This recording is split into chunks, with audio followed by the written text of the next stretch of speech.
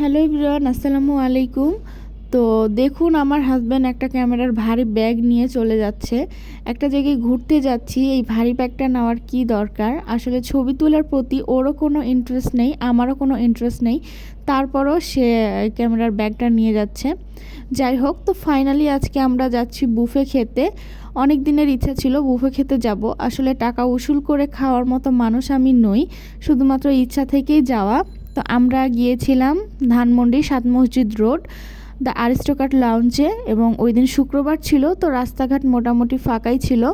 ওখানে যে আমি মেইন আইটেমগুলো সেভাবে ভিডিও করতে পারিনি, ততক্ষণে খাওয়া দাওয়া শুরু হয়ে গিয়েছিল। তো ডেজার্ট আইটেমগুলো ভিডিও করেছি।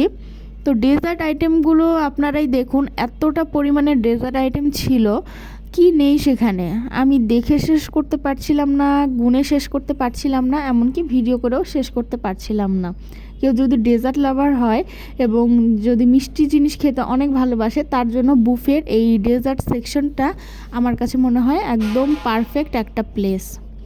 এছাড়াও বিভিন্ন স্যালাড ছিল, পিকেলস, ভর্তা, বিভিন্ন রকম সস, আর অনেক কিছুই ছিল। আর মেন আইটেমের মধ্যে চিকেন আইটেমগুলো একটু বেশি ছিল। তো আমার পার্সোনালি ভালো লেগেছে চিকেন পাকোড়া আর রেড ভেলভেট কেকটা।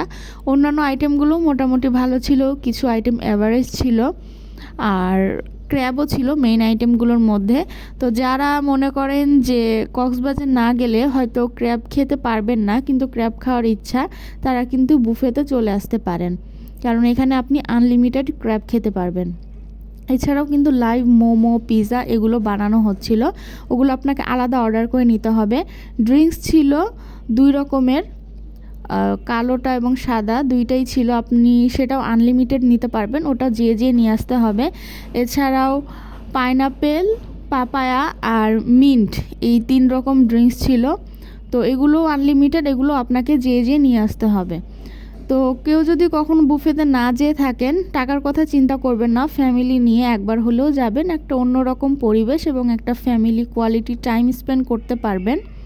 আশা করি সবার কাছে ভালোই লাগবে। ধন্যবাদ।